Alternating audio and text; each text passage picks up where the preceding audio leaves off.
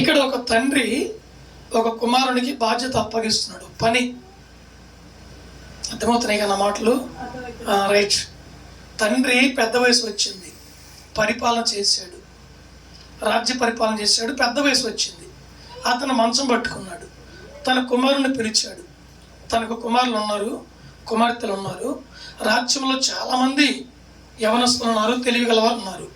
అయితే వాళ్ళందరిలో ఈ సొలొమోను అనే వ్యక్తి మంచి జ్ఞానవంతుడు, మంచి మాటకారి, అందరితో కలిసిమెలిసి ఉంటాడు, అందరితో మాట్లాడతాడు, ఎవరితో విరోధం పెట్టుకోడు, ఎవరితో గొడవ పెట్టుకోడు. అలాగా మంచి మనసు ఉందని, నా కుమారుడా సొలొమోను నీవు రా, నా యొద్దకు రమ్మంటే కూర్చున్నాడు. లోకులు పోయే మార్గంలో నేను పోతున్నా. ఎక్కడికి పోతున్నానంట? లోకులు పోయే మార్గంలో నేను కూడా పోతున్నా. నేను రాజునైనప్పటికీ లోకులు పోతారే మార్గం. ఏ మార్గము? శ్మశాన మార్గము. నేను ఉన్నది వాస్తవం చెబుతున్నా. నా కుమారుడా సొలొమోను, నాకు మరణకాలము సంభవించింది, లోకులు పోయే మార్గంలో నేను కూడా పోచున్నాను.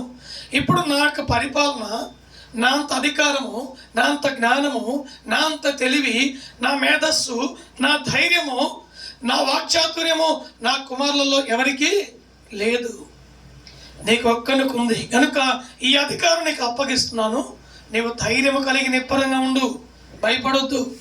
రాజులను చూసి భయపడొద్దు, నీ అన్నదమ్ములు చూసి భయపడొద్దు, నీ కుటుంబీకులు చూసి భయపడొద్దు, మీ పిన్నమ్మలు చూసి నువ్వు భయపడొద్దు, వారి యొక్క దౌర్జన్యానికి నీవు భయపడొద్దు. నీవు నిబ్బరము కలిగి ధైర్యంగా ఉండు. ఒక పని అప్పగిస్తున్న తండ్రిగా ఇది బాధ్యతగా చేయమన్నాడు. సొలొమోను అన్నాడు, నీ చిత్తమే నేను చేస్తానన్నాడు. తండ్రిగా బాధ్యత అప్పగించాడు.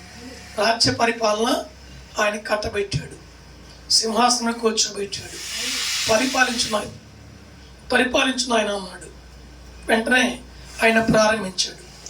సొలొమోను తన కుమారుడు పరిపాలించే దినాల లోపట్లో ఇతను చనిపోలేదు. మరికొద్ది దినాలు బ్రతికి తన పరిపాలన ఎలా ఉంటుందా అనేది చూశాడు. మొదటి తీర్పు, రెండవ తీర్పు, ప్రజలతో ప్రేమగా మాట్లాడటం, పేద ప్రజలను చేర్చుకోవటం, ధనవంతులతో గౌరవంగా మాట్లాడటం, ఇవన్నీ చూసి నా కొడుకు ఈ పరిపాలన చేస్తాడు అని నమ్మకం కలిగింది. ఊపిరి విడిచాడు. ఇప్పుడు ఆ సొలొమోనుకి అప్పగించేటప్పుడు ఇడు ధైర్యవంతుడా, పిరికోడా, వాక్చాతుర్యం ఉందా లేదా, ఇడు సమర్థుడా కాదా అని అన్ని తరచి చూసే కదండి అప్పగించేది. ఏది చూడకుండా అప్పగిస్తారా? దేవున్నా మానికి మహిమ. ఇప్పుడు ఒక అతను కోట తాగితే నిలబడతాడు, అసలు వాడికి కైపు ఉండదు. అంటే ఈ మాట చదువుని ఏమనుకోవద్దు, కైపు ఉండదు.